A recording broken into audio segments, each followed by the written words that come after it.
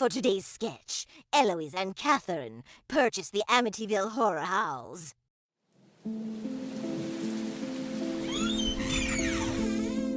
Well, Catherine, we did it. We pulled our bingo winnings, our medication rebates, and even sold my collection of ceramic cats. And now, we own the Amityville Horror House. I believe that's Horror House? No, it's a whorehouse. Okay, well, anyway, I can barely hear you. I swear this new hearing aid is just as old as we are. I said I can't believe we I owned... heard you, Eloise. I was just pulling your leg. Having said that, I still can't believe we're turning this creepy dump into an Airbnb. People pay what for a haunted house? These people have nothing better to do. But if it'll bring us money, you know. Oh, hush, you old skeptic. It's just a house. Besides, we got our meds and our night lights. We just need to find a couple of sexy Hispanic gentlemen to turn this house into a welcoming place.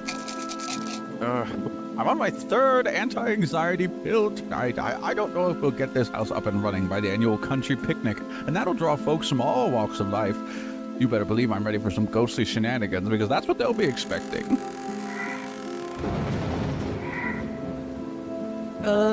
Is someone here? I swear I heard whispering. Or the wind, or maybe it's just my arthritis acting up. The voices did say, leave now, though, didn't they? Great oogly moogly! The door just slammed itself, Catherine. This place is officially haunted. Oh, I think I'm gonna need to double down on the meds, and maybe get a priest on speed dial.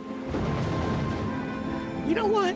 Let's just get out of here before the place decides to swallow us whole.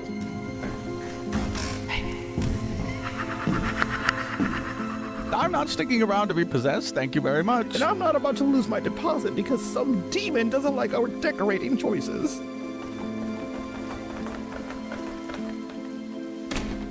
Who needs haunted Airbnbs when you've got bingo night and a heating pad? Amen to that, sister. Hey, you know what? A little birdie told me that the Itty Bitty Horror Podcast is covering this house. Should we have listened to that before making the purchase? Speak louder, Eloise.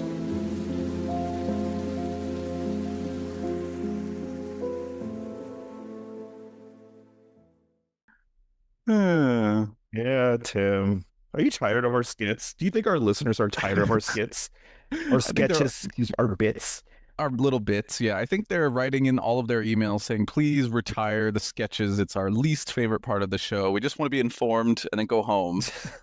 I know, they're just, they see the skit and they're just like, forward, skip. And they're in the middle of us talking about our balls for some reason. Yeah, gotta throw that in there. Yeah, of course. Well, welcome to the Itty Bitty Horror Podcast, Little Itty Bitty Titties with Luis and Tim. Yes, welcome. Yes, in this podcast, we discuss everything from horror movies to the scariest tales out there. Ooh. With a touch of humor. Yep, a little bit. Just a little bit, little itty bitty bits. But sometimes a lot of humor. Yeah, but it doesn't really hit the runway, but I don't know no, I mean, not always, not usually. Yeah. But for today's, by the way, before you get into this, I was going to tell you, I was speaking with Araya. You know, she was on the episode with the traveling gas station. I do. And she said it to two friends of hers, and one of them was like, oh my God, I really think it's funny, blah, blah, blah. And then she sent it to another friend, and the friend was like, it's not really my humor. So I was like, gee, thanks for telling me that. But all right. Well, if you're listening to us and you've listened to every single episode, then you like us, right? You do, right, listeners? I'd say so. I think they do. Today, you're going to get some real ha-has because we're going to be discussing the real-life true story of the Amityville Horror House. Yes. Tim, yes, what do you know about the story? Well, I know a little bit about it because there was quite obviously a famous movie that I think a lot of people know, and some people might even know that there was a famous best-selling book that was allegedly nonfiction about the Amityville Horror House. So I know a little bit about it, and it's on the East Coast, and it's a famous story, and I believe it happened in the 1970s, or at least the original incident that caused the house to be, spoiler alert, haunted happened in the 70s, I believe. Yeah, it was in the early 70s. There was 2 different families and probably several after, but we're only going to cover 2 specific families that went through this experience with the Amityville Horror House. Why do you keep saying horror? Horror. Horror House. Originally, I was going to call this podcast the Horror Hour, but I kept saying it like the Horror Hour. And it sounded like, anyway. The rural juror. Exactly. It sounded like the rural juror from 30 Rock. But for today's episode, we're going to be talking about 2 real life incidents that happened at this house with the story of the DeFeo family and the Lutz family, as well as discuss a bit of its impact on haunted house lore and its legacy. And then next week, we're actually going to do a horror movie recap on the Amityville Horror, the 1979 movie, Yep. I think. 1979. It is, right? Yep. And we're not doing the 2005 one, ladies and gentlemen, because don't even ask us that. Yeah, Ryan Reynolds was hot in that movie, but that was the only good thing of the movie. Oh.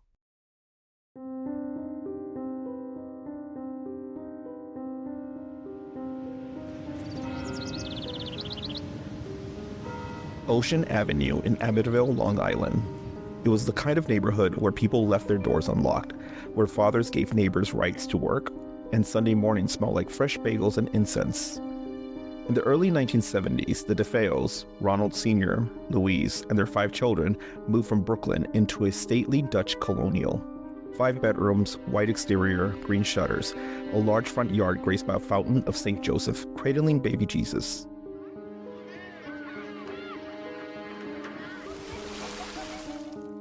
They blended right into the community. Ronald Sr. was a successful car salesman working at his father-in-law's Buick dealership. He was strict, but he kept the family comfortable, upper middle class even. One of the daughters, Dawn, went to the Catholic elementary school with a girl named Jackie Urubaru. They played softball together. Jackie recalled family pool parties, prayer circles on Sundays. Dawn was funny, sweet, and the house, always full of life, Tim. Oh, that's nice. Yes. Didn't you grow Wish up that mine way? was. No, my house was full of death. No, I'm just kidding. No, I guess ours was full of life. Yeah, we had like a bunch of people in our families. Didn't you? Didn't you have a huge family? That doesn't mean it's full of life, Tim. Yes. Anyway. Oh, that's true. A story for another day. But there was always one figure who didn't quite fit the picture. His name was Ronald Butch DeFeo Jr., the eldest son, born September 26, 1951.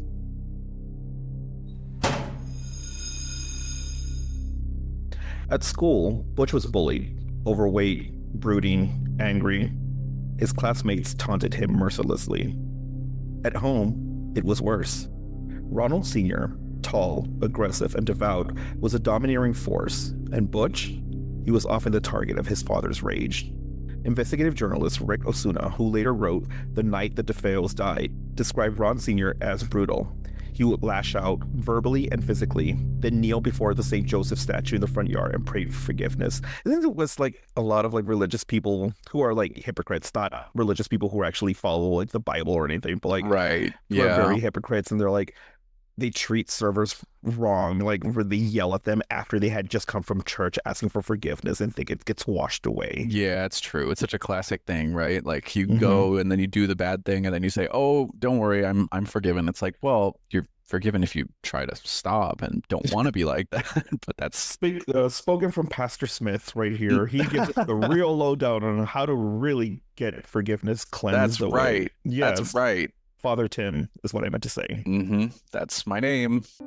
Butch wasn't just traumatized, he was becoming dangerous. Even neighbors noticed.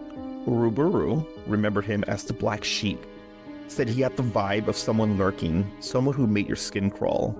She compared his look to Charles Manson, that wild-eyed stare, that unnerving presence, not exactly what you expect from the heir apparent to a devout Catholic Italian-American family.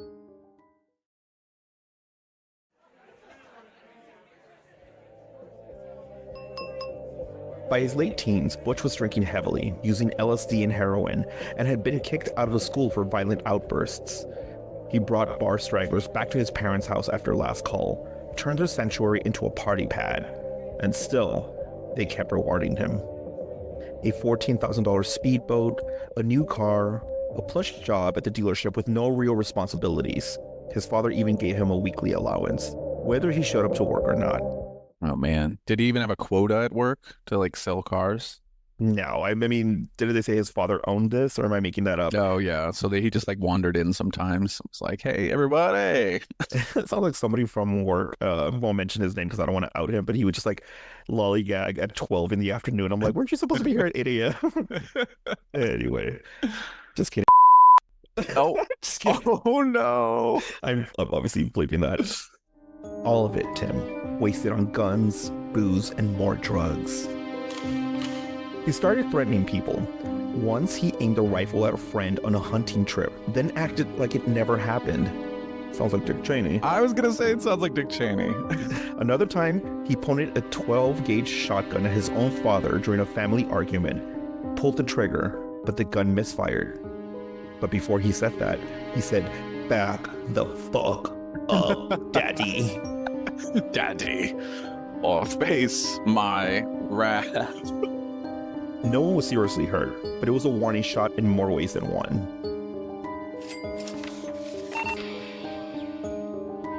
In October of 1974, the dealership trusted Butch to deposit over $20,000 in cash. Okay, he doesn't show up to work. He is threatening to shoot his father. Why the hell would you give him $20,000 to quote-unquote deposit when he was spending it on booze and guns? Why would you literally trust him with anything? God, anyway. People, yeah. Oh, that's what happens when you want to believe like your son or your child or your family member has turned over a new leaf or whatever. Yeah. But he hasn't shown any growth, so it's obviously like... I know. You know, like... No, I'm with you. Anyway. Butch had other plans. He staged a fake robbery with a friend, planning to split the money, of course. See, what did we just say? See, there we go. The scheme unraveled when the cops showed up. Instead of keeping calm, Butch flew into a rage. When asked to identify suspects from mugshots, he refused to even go to the station. His father grew suspicious. When he confronted Butch didn't deny it. He threatened to kill him. Oh my gosh. Sounds like a real trustworthy guy. Yeah. By November, 6 people would be dead.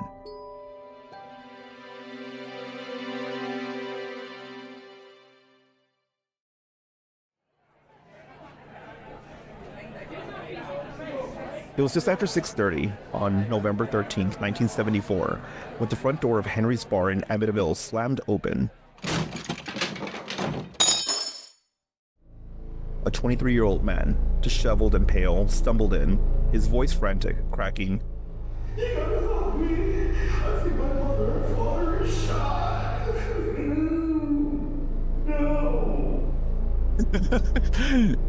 Oh, this is a sad situation, but your impression is funny. The man was Ronald Butch DeFeo Jr. A few bar patrons, including his friend Joe Yeswit, rushed out with him, heading just around the corner to 112 Ocean Avenue. What they found inside was pure horror.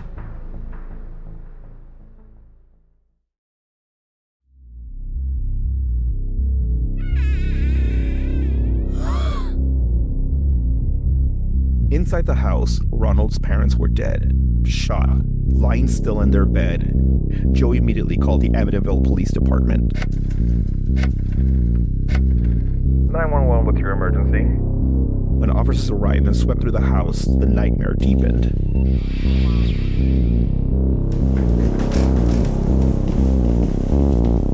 Six bodies, all members of the DeFeo family, all shot dead in their beds.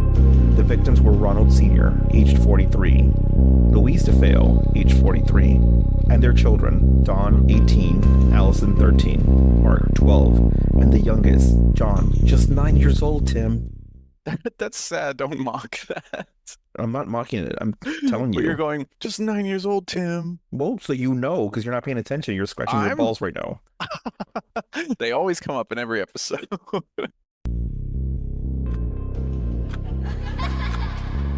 Each had been killed with a .35 caliber Marlin 336C level action rifle. The attack happened around 3 a.m. earlier that same morning. The children had been shot once, the parents twice. According to the police, every body was found lying face down, neatly tucked into bed. Imagine, like, I'm just gonna, get rid of my family here, but I'm still going to, Tuck them in. You got to tuck do them that. in, give them a little head on the little splattered brain pieces, and just, maybe the Oh, neighbors will come in and take a piece of their skull for, souvenir keepsake. oh God. But not everyone had died in their sleep, Tim. Evidence shows that Louise and 13-year-old Allison had been awake when they were shot. The DeFeos had lived in that home since 1965. Now, only one family member remained, Ronald Jr. The police brought him in for his own protection, they said. DeFeo told them it had to be a mob hit. A man named Louis Fellini, he claimed. But that story didn't hold. During questioning, DeFeo's version of events started to crack.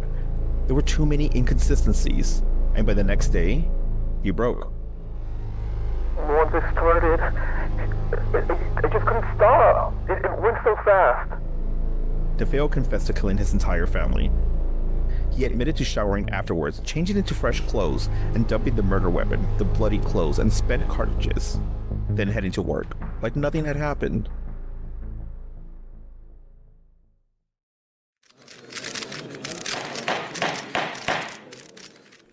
October 14th, 1975. The murder trial of Ronald Butch DeFeo Jr. began in Suffolk County Court. The charge? 6 counts of second-degree murder. His defense?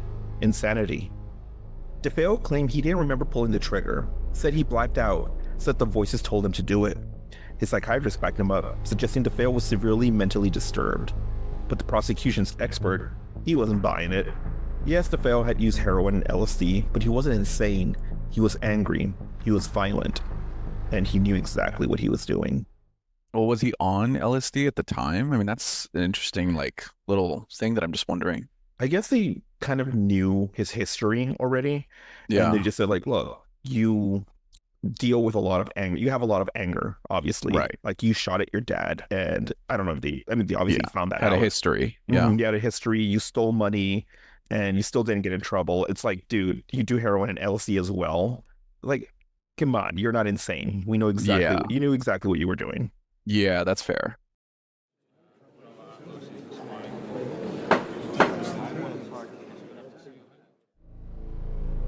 The judge, Thomas Stark, called it the most heinous murders committed in Suffolk County since its founding. I was expecting to laugh, but okay. I was laughing, but I was trying to hold it in. Yeah. And then I realized, why am I doing that? Yeah, exactly. On November 21st, 1975, DeFeo was found guilty on all 6 counts, Tim. No, why are you just saying me? 2 weeks later, he was sentenced to 6 consecutive terms of 25 years to life. He would spend the rest of his days at Sullivan Correctional Facility, where his appeals were denied again and again, until he died in 2021, alone in an Albany hospital. But even behind bars, Butch DeFeo couldn't stop talking or lying. Wow, that's recent. Yeah, only, 4 years ago? Dang. So that means he lived through COVID.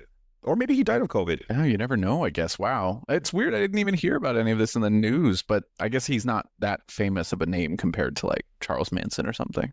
Yeah, and even if you were, it's like something happens, not at his level, at Charles Manson's level, but it happened such a long time ago that, people are just we're so desensitized for a lot of things that are happening now that it's just That's probably true. Yeah. But at the same time, when Charles Manson died, I do remember that being in the news. Well, excuse me, it sounds like somebody who would be a killer. So sorry to any Charles out there. Or people named Manson. But really, you should probably, change that name. In the years that followed, DeFeo told so many versions of that night, you'd think he was trying to rewrite reality. In one version, his sister Dawn shot their father, then their mother snapped and killed the rest of the kids. Then, but only then, did he kill his mother. Another time he claimed he only killed Dawn by accident after she'd murdered the rest of the family. He even claimed he was never there, said he was with his wife, quote-unquote, Geraldine Gates, who, according to court records, wasn't his wife until 1989. What? Okay, that's a dumb lie to make up then. What the heck? At least keep your lies, make your lies He's like, believable. actually, it was Bill Clinton who did it. Yeah, and I saw him, and he left, and I was like, oh, Bill, what are you doing here? But it's also funny because like he did this in the early 1970s, and he didn't Yeah, marry Geraldine until 1989. I know. It's the weirdest. Unless he met her before and that was his girlfriend or something. I don't know. I don't know. I'm not buying it, but that's I'm just not me. buying any of his stories, yeah.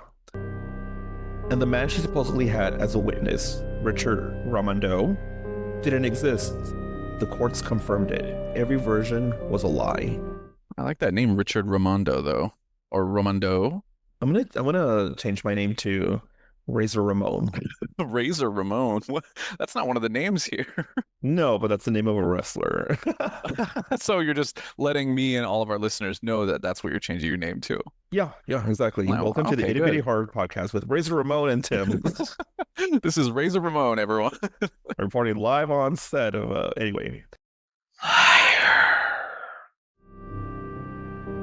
Butch's desperation to shift the blame never stuck. The court said it plainly: he was guilty, and his testimony not worthy of belief.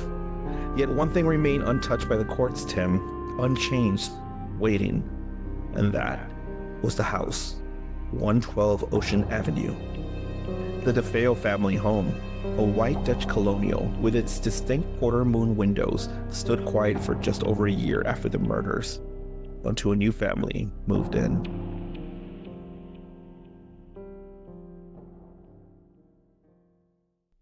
So, Tim, now that you've heard the first story of the DeFeo family, do you believe that Butch DeFeo was actually defiling the What? truth? I don't know.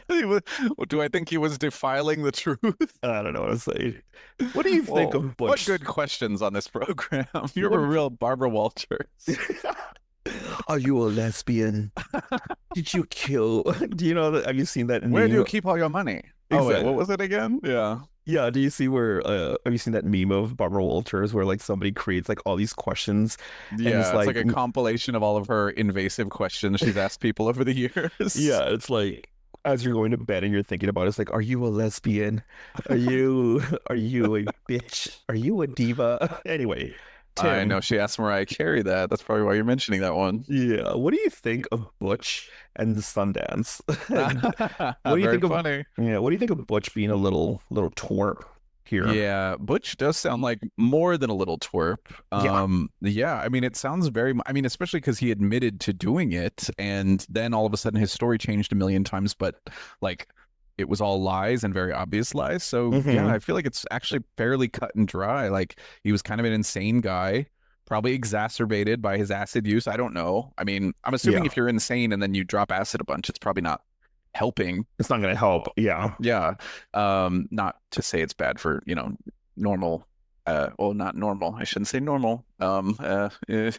Help me out. What's the Tim. word? I'm gonna let you dig yourself in a deeper hole here, okay? People that don't have those Yeah, kinds of people issues. who are mentally unstable. Yes, if you will. Yeah, they shouldn't be probably dropping acid, I think. And it sounds like he was, and it sounds like he did Mhm. some really bad things. So I do not blame the ghosts of his family haunting this house, if in fact that's what happened. Well, yeah, so he claimed insanity. Yeah. But Classic plea, by the way. That's always what you would say if you have no good case, I feel like. yeah, if you know that obviously you've been caught red-handed and they don't believe your lies and you have a history of like stealing money, shooting at your father, beating people up, bullying kids, etc., and then you end up killing your entire family. I mean, Yeah. that is a very insane thing to do anyway, Right. right? Like Alone by itself. Yeah. yeah, that by itself is crazy to do. It's not something like, oh,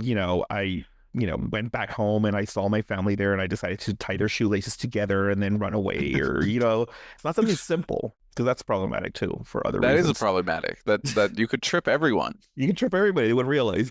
But I do believe that this man, Butch, we'll just call him Butch for short. I'm not going to use his full name. Okay. But Butch was a bitch. I see now why you only wanted to use his first name. Yeah. I don't know. I feel like him changing his stories and everything. It's like, dude, give it up. You're in I jail know. already. You're facing X number of years. I think maybe, do you think he was trying to get like a little movie deal type of thing? Maybe, you never know. I mean, I feel like after this story became a Mhm. movie, right? It wasn't that far after this time that it became a movie in the first place. So he probably, yeah, wanted a little like piece of the action or something. I don't know. Yeah, so the movie I think is based on the second family. Yeah. And of course, we know the history now of Butch and his family. They incorporate into that. But there's so many conspiracy theories out there, which we'll talk about under the hoax or reality section. But Tim, do you want to read the next story, which is the next family that moved in right after the DeFeos? Yes, I will. It's about the Lutz family.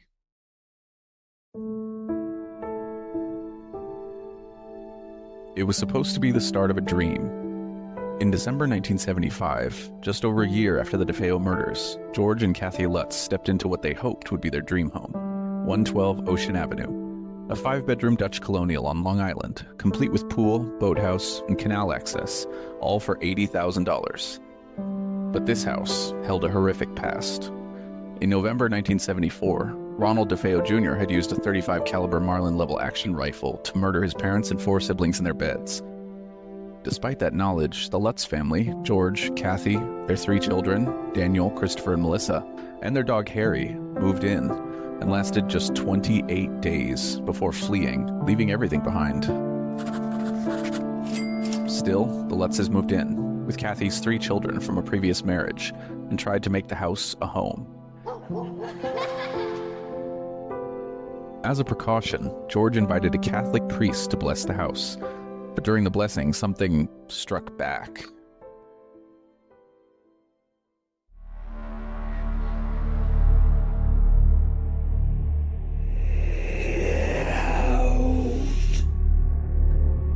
The priest claimed an unseen force slapped him across the face and warned him to leave. Despite this, the Lutzes unpacked. They settled in. Wow, so the priest says he was slapped. This typical white people in horror movies. I know.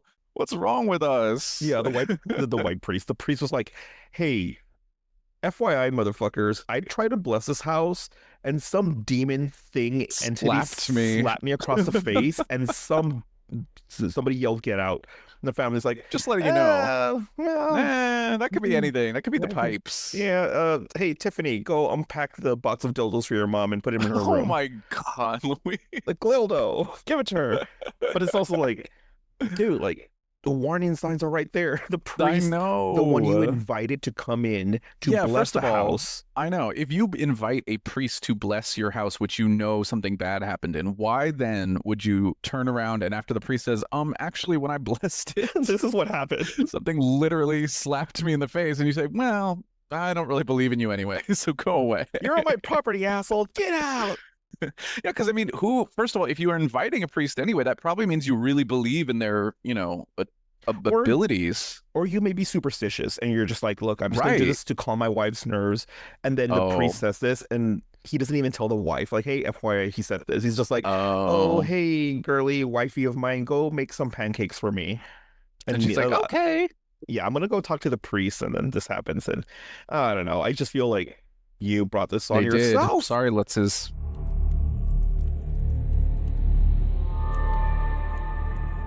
But within days, the house began to change. George could never get warm. Despite running the furnace 24/7, the house stayed cold. There were sudden foul odors, rotting meat, excrement that would vanish as quickly as they appeared. Doors slammed shut in the middle of the night. Okay, well, that doesn't sound that bad. I mean, the smells sound bad, but the doors shutting, I mean, you have a big family. Like, Yeah, that could be like one of your kids going to the bathroom and just being like, oh my God, that's like just took a huge shit. This excrement it smells like rotting meat, and then just like slam the door. Yeah, and it's like right by the parents' bedroom, and they're like, whew, what is that? And they're blaming a ghost. Come on. Like, come on. Lutzes. Yeah, Lutzes. More like yutzes. Oh, ayo. Then came the slime, a strange green gelatinous goo seeping from the walls and keyholes. George claimed to see a pig-like demon with glowing red eyes watching him from outside the window.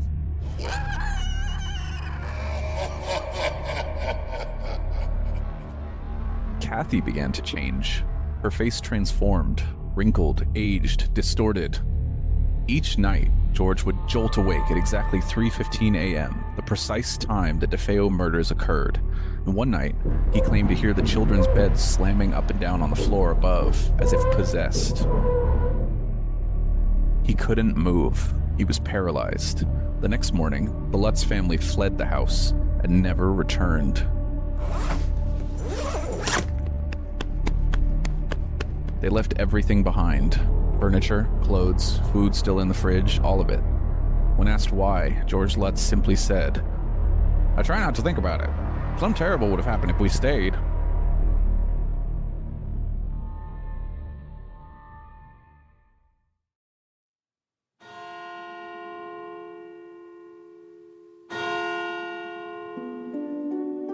The media dubbed it the Amityville Horror. By 1976, Ed and Lorraine Warren had investigated the house. In 1977, the story was immortalized in Jay Anson's best-selling book, which led to the now iconic 1979 horror film.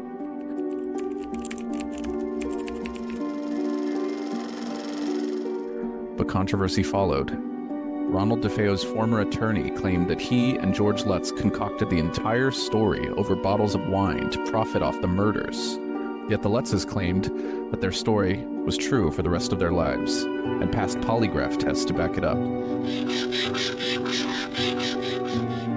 George and Kathy divorced in 1980. Kathy died of emphysema in 2004. George followed in 2006 from heart disease. They never recanted their stories.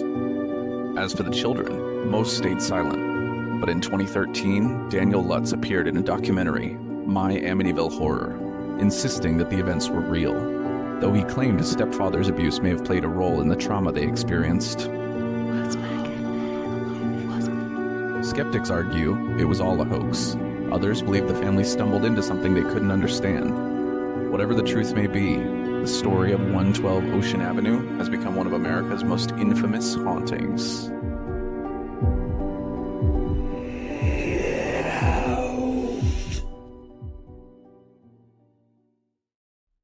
Ooh, Louise. Get out. No. That's what the house would say. Oh, okay. You're not telling me to get out. Okay. The Lutz family. Do you believe that they were with the lawyers from the DeFeos? Do you think they were like working hand in hand to just try to milk it? I have to say, some of the horrific things they experienced don't sound all that crazy. If we're thinking about all the horror movie and horror, haunted house stories we've heard, real and fictional. Green goo from the walls, doors shutting at night, and a vague idea that you see a pig with red eyes outside. I mean, that could literally be like your neighbor. You know what I mean? Like, that could be like... Yeah, what a way to drag Mr. Smith next door. No. But I'm just saying, no, I don't look like that. Yeah, no, I get it. But like, did they even make any money? Yeah, I'm sure they made money. I mean, come on. They literally... The one who wrote the book had nothing to do with them, no? Well, okay, all right. But it was their story. It was their story, so they might have gotten money from it. And also, I mean, I don't know for a fact. I don't know any of this. This is all alleged here. But, I mean, I do kind of feel like, if you live in a famous house, right, and you move out, you're going to get some kind of 15 minutes of fame from it no matter what. If it becomes this huge story, you're going to profit from it in some way, shape, or form. It could be book sales, it could be the movie rights, it could, there's some way that you're going to get something from it, I feel like. Yeah. Or just attention. No, totally. And what happens then when they left the house after 28 days? Okay, they purchased the house. Did they say they bought it for $80,000? I don't know if it says here they paid cash or anything. Yes. What I'm trying to say here is like, they would have lost $80,000. They were taking a risk if they were trying to do a scam. That's why I don't believe it's a scam, because... Oh, I see what you're saying. What are the chances of like it getting picked up by anybody, or anybody just saying like, oh, that's just a local crazy man now who lives in that house? Like, you're taking a huge risk of losing $80,000 and hoping that your story goes pre-internet viral or whatever. Isn't the word just anyway? Yeah, spreads like wildfire, they say. That's what they say. But like, you're taking a huge risk, so it's kind of risky. So I don't think that they would have made that up. Also, well, you're wrong. The priest did, unless the priest was in on it, and the priest is like one of those motherfuckers who's trying to earn money on the side. He's like, oh yeah, no, I got slapped and, told to get out. You know what I mean? I don't think a priest would do that. I'm not saying priests are perfect. No, I can't think of a bad one in history, so. They've all been very, very by the books. Yep, or I something. say. Yeah, okay, I know what you mean. You know what I mean? So there's a lot of, to me, implies that this could be a true story, that they actually did experience something and they left the house because they were really, really scared. Right. I don't believe it was a little plan. Well, oh yeah, go ahead, Tim. At your 12 cents. My 12 cents, thank you, not just 2. Well, I was going to just say you might have a point there. You might have the ghost of a point, but I don't know. I feel like they could still profit from it. And it also, come on, you didn't even answer the part about how I said that the haunted stuff really didn't sound like all that bad, Yeah, okay. So the slime could have been really bad plumbing, right? Like the fungus. Truly, I mean, it literally could have been sewage. His wife becoming really aged could have been because she was stressed. Okay. Okay, yeah, okay. The smell of the house smelling like shit probably is, again, tied to the first part, broken sewer pipes. See, there we go. And then the slamming of the doors, again, just could be anybody. It's very possible that these people bought what they thought was a nice house. They were tricked into it. It ended up being a real fixer-upper with sewage money problems. Pit. Yeah, money pit. And then they decided, okay, well, the only way we're going to ever make any money off of this place, because we're not going to make it selling it, because we know all this stuff. So the only way we're going to make any money from it is if we make it a big haunted house story. So let's just, do that. Well, what about the pig outside with the red eyes? How about that? What about that? That's not confirmed. That's just something they said happened. Oh, I believe it. Okay. I was going along with what you said to make you happy, Tim, but just to make me happy. The green slime was the snot from the fucking house, from the demon house. It was ectoplasm. Yeah, and the smelly excrement, whatever. It was like the sulfur smell of the demon's asshole. Okay. And the slamming of the doors, again, that was a fucking pissed off ghost. So maybe the little kids from the DeFeo family just slamming the doors because they were pissed that they were shot. I believe that all that happened. How about that? I like how you say they were pissed at it, like as if like it's just something kind of minor that happened to them, not like the worst possible thing that could ever happen to anyone. Well, that's what I'm saying. I think it's real. Okay, well, you have your opinion, I have mine. Listeners, you make up your own minds. Listeners, do you think we're a horror podcast? Or do you think we think it's a horror podcast. Yeah, it's two horrors discuss horror. But yeah, I don't know. Well, you know what, Tim? In this next part, we're going to be talking about whether people in general believe that the Amityville horror is a hoax or if it's real. We're going to delve into public opinion. How about that? How about that? How about them apples? Yes. Yeah.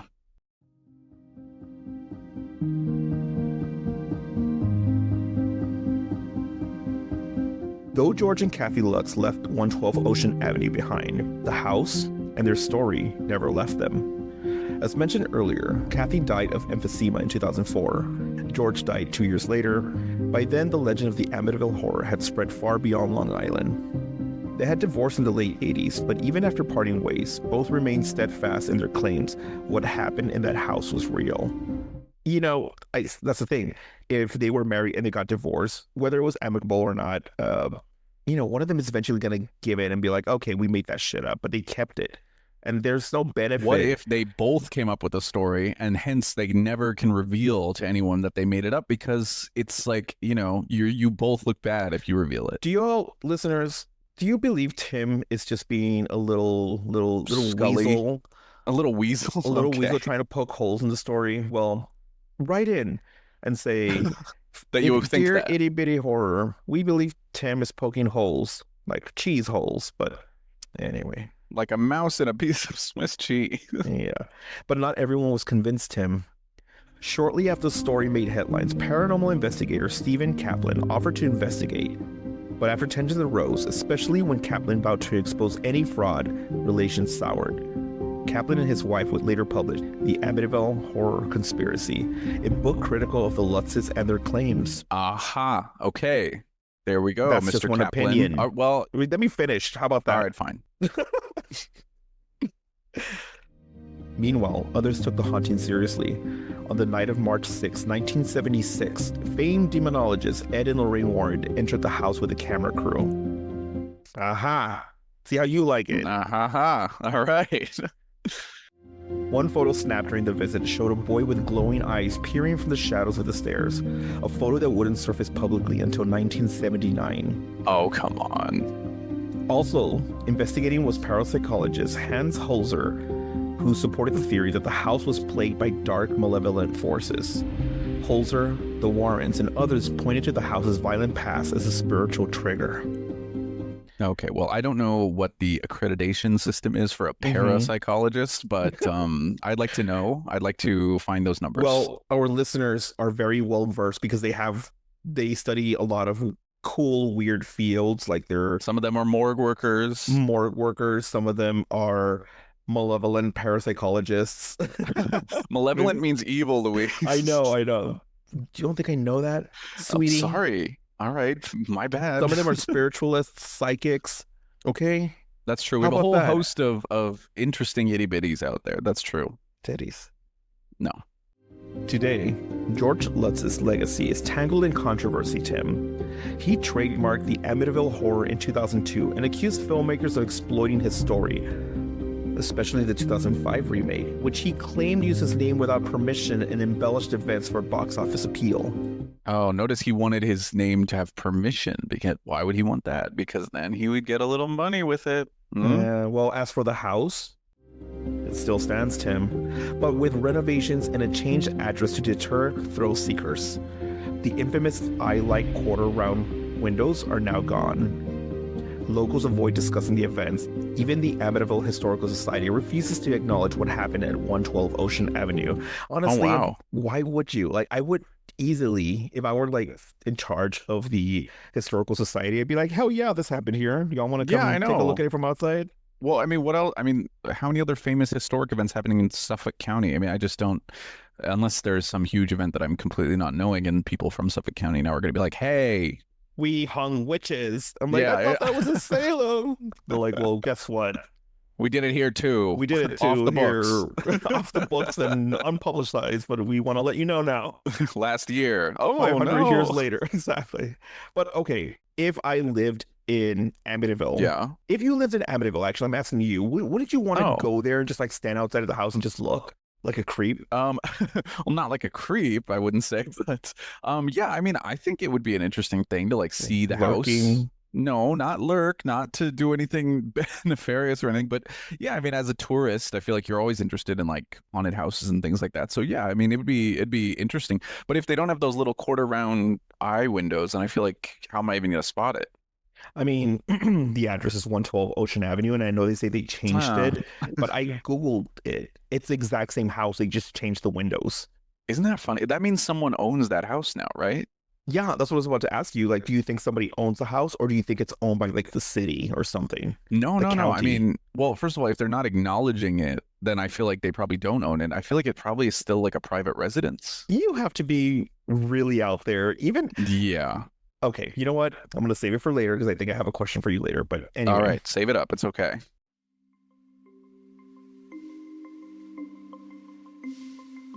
Here are the reported facts from the Lutz family, Tim. Okay. An unseen voice telling the priest to get out during a house blessing and being slapped in the face. Yeah, that's pretty big, I would say. Okay. Sudden foul orders that came and went with no explanation. No, that's like, that's like your house, right? So like somebody's sharding. Yeah, exactly. Never mind. Doors slamming shut in the night.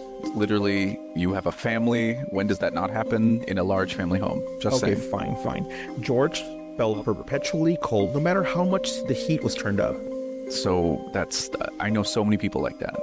Well, they're cold-blooded assholes. How about that? Oh, no. Green slime oozing from the walls and carpet. Sewage. That's my feeling. I don't know. George waking up at 3:15 every single night, the exact time of the DeFeo murders. Okay, well, that you cannot confirm that he's saying that, right? He's like, oh, it was always at 3:15. It's like, I mean, it could have easily just been that he was waking up a lot, or he could literally just be saying that. I mean, there's literally no one to confirm but him. He set an alarm every day. Yeah, like how about Kathy levitating off the bed? Well, I mean, again, if they're both in on it, then, or I mean, even if it's just him, like he could just say, I saw her do that. She'd be like, oh, I don't remember that. He says, well, you were asleep. It's like, okay. A demonic pig-like creature with glowing red eyes staring through the window. See, you haven't debunked that one. You just say like, oh, please. Oh, that didn't happen. Or maybe it's the neighbors. Come on.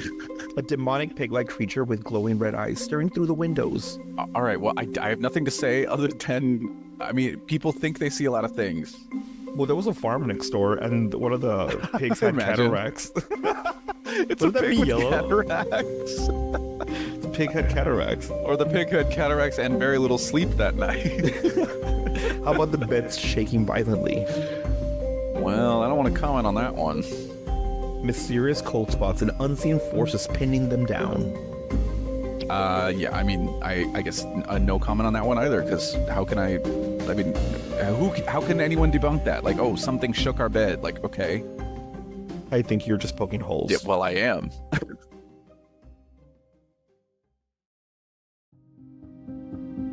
But what followed was a media frenzy, Tim. Books, films, and decades of debate. George and Kathy's account became the Amityville Horror. First, a best-selling novel by J. Anson, then a box office sensation. But as the story captivated the world, others whispered, was it real? Or was the greatest ghost story ever told? Sold. Ever sold, yes. Yes.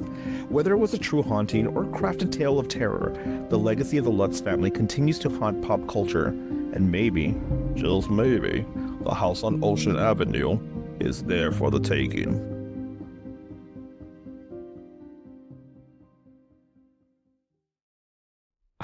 It doesn't say that. It says, or maybe it's haunting the house on Ocean Avenue still. Yeah. Well, Tim, okay. Do you think it matters if it's fake and it's, it still scares people? Yes, it matters immensely because in one scenario it's real and there's an actual ghost haunting this house and it's a very scary thing. Yeah. And then in another scenario, people are profiting off of a horrific tragedy and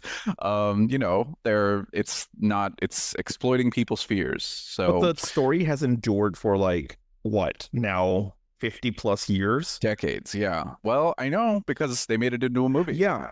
I know, but I'm saying, but who's profiting off of this now? Like from the immediate family? Nobody, right? Well, it would be the producers of the film and the writers, the families, whatever. Well, don't you feel like as a ghost story gets its legs, right? Like as it kind of grows and becomes legend, right? At a certain point, it becomes the kind of thing where most people figure, well, hey, I mean, I'm not the person who lived there. I can't confirm or deny, even if it seems a little shaky. You know what I mean? Even if things have been said to debunk it, even if people have literally claimed, as in this case, that it was a hoax who said that they were in on it.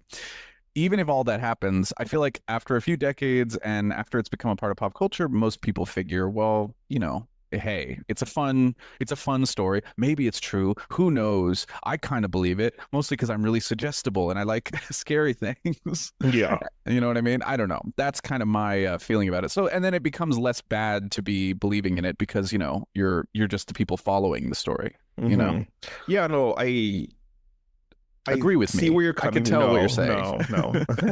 I see where you're coming from. Yeah. But at the end of the day, this movie, I think, is based on something that people did experience, whether they believed it happened or not.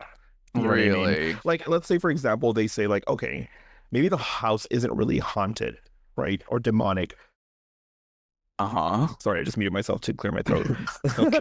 So they may not believe that maybe the house legitimately is not haunted or demonic or whatever, but they believed it was, and all the things that were happening to them, it was the truth, right? And I don't think they were trying to come up with a quick get rich scheme or anything like that. Maybe they were just like, no, dude, like we lost fucking $80,000 on this house because we left and we tried to sell it. Nobody wants to buy it, so we're gonna tell our story, and if something extra comes with it, then hey, good for me. Yeah. Well, that sounds true. Like that could be true. I don't know. I feel like, but that also kind of supports my theory, doesn't it? No, it doesn't. Oh, okay. Okay, Tim. Yes. I have a hypothetical question for you. Are you ready? These are always fun. I'm ready. Such low energy liar. No, I'm ready. I'm ready. Okay.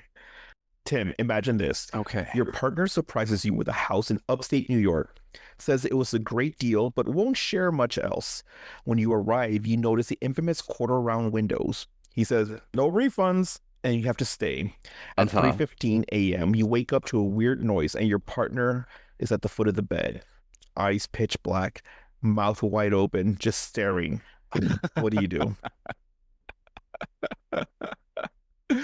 Okay, so yeah, I just sputter out and whimper like you. No, I mean, so I noted, so no refunds and I have to stay. Yeah, he bought the house because let's say they gave him a bonus at work for some Oh my reason, and then he gosh. was like, you know what? I found this house in upstate New York. And doesn't consult me at no, all. he just wants to surprise you for like 2-year wedding anniversary or something. Oh man. Oh. But then when you get there, you realize it's the Amityville horror house, and then that happens. I would just never stay there. I mean, it's so, if I noticed that, I wouldn't be like, oh, well, I guess I'll stay the night because it's here. Like, I would just, Why not? You don't believe in it anyway. oh, you calling me Yeah. out? That's a good point. Well, I mean, I still have my little doubts in my head. You know what I mean? Listeners, you heard that. But okay, so at 3:15, you wake up to a weird noise, and your partner's at the foot of the bed. Eyes pitch black. Pitch black, mouth wide open, just staring. Yeah, what do you do? I say, hey, what? Come suck this what's dick. No. The mouth is already open. Oh my God, Louis. Lola came No, back. I don't. I don't know what I would do. I think I would yelp and be like, what is this? What's going on? And then he jumps on you, and because you're still in bed, and he goes like, I'd be like, get off. and he goes like, get ready, boys. And then a bunch of like demon Boys? ghosts come out, and there's a man wearing a pig mask with red eyes. Oh no, no. He's like, oink, oink, oink, let me eat that booty. No, why would he want that? He's a No. pig. He doesn't have taste. Oh yeah, right. Yeah, you're right. Hey. Yeah, well, I would whimper and sob and be like, no, please, no. And I'd be scratching and wailing, and hopefully the neighbors would come. Well, they probably are. They're like cuckolds looking through the Oh looking through the no. windows with their Oh, my binoculars, and they're like, yeah, keep going, boys. God. Like that alien.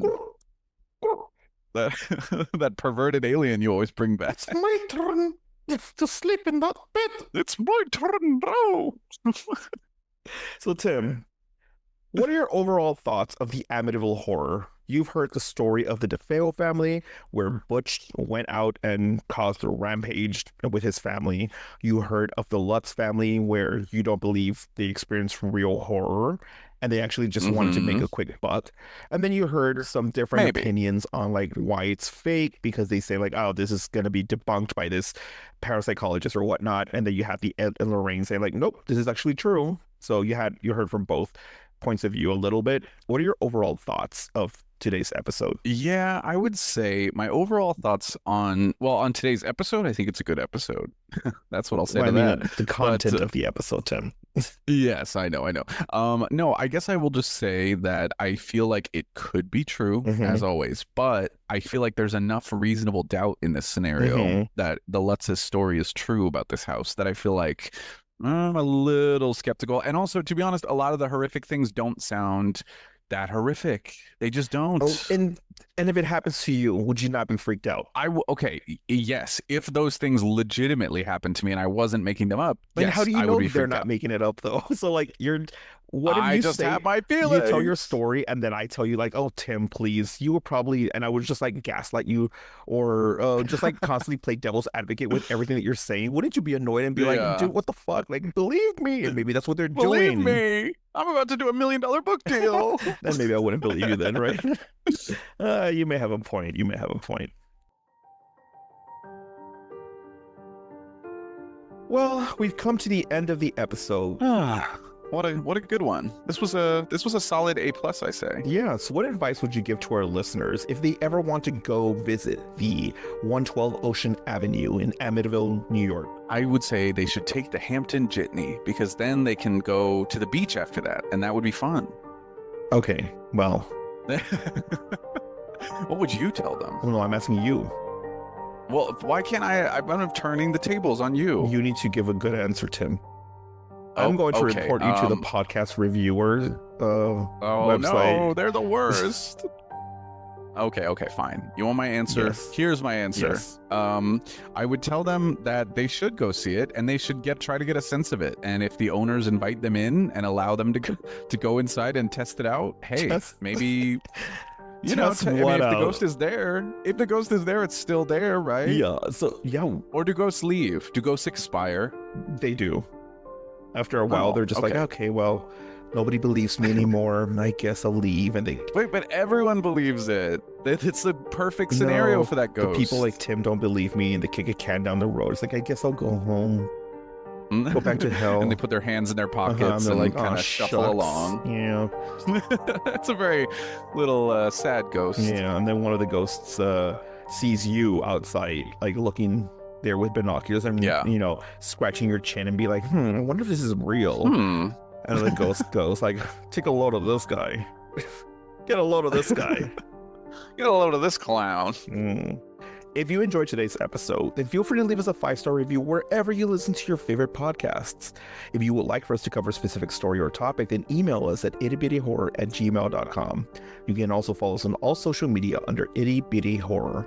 Tim, what are we discussing next week? Well, Louise, I'm glad you asked. We are going to be continuing talking about the Amityville Horror House with a horror movie recap, one of our best types of episodes, ladies and gentlemen, where we recap a horror movie. And we're doing the Amityville Horror 1979 movie. We will discuss its legacy, some fun facts about the film, and of course, do a recap of how the movie went down and make our own little comments. Yeah, I can't wait.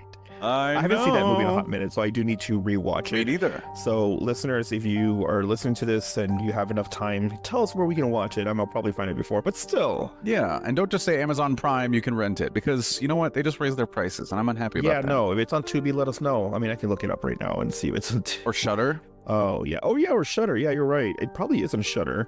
Well, I'm looking at Tubi right now, Tim. Well, let's just divert our podcast and check this kind of thing. Do you know how many movies there are of the Amityville Horror? A bunch? I don't know. Yeah. Okay, Look at them. confirmed. Okay, we got My Amityville. No, it's 1, Amityville 2, 3, 4, 5, Dollhouse. 6, 7, Oh my 8, God. 9, 10, 11, 12. You tell me no one's making 13. any money off There's of an this? Amityville in space. The Amityville in space. There's 19 Amityville X. films. No, wait. Jeez. Amityville Takes Manhattan. Amityville Christmas Vacation. Amityville Turkey Amity. Day.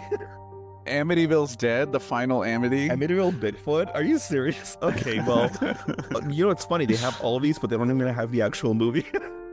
Wow, yeah, they don't. Well, we'll find it and Well. we'll watch it. Amityville backpack, and they have a literal backpack on the back of the house. This is stupid as. Maybe the. Does the backpack have little windows on it? Yeah, maybe we shouldn't cover this movie. Just kidding, listeners.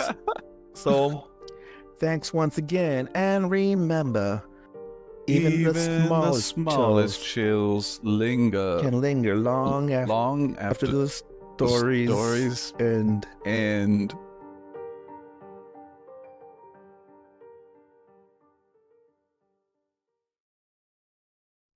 It's my ghost of the alien. the alien's back. He always makes an You want appearance. to swallow my slime, Tim? No, please no. No, alien.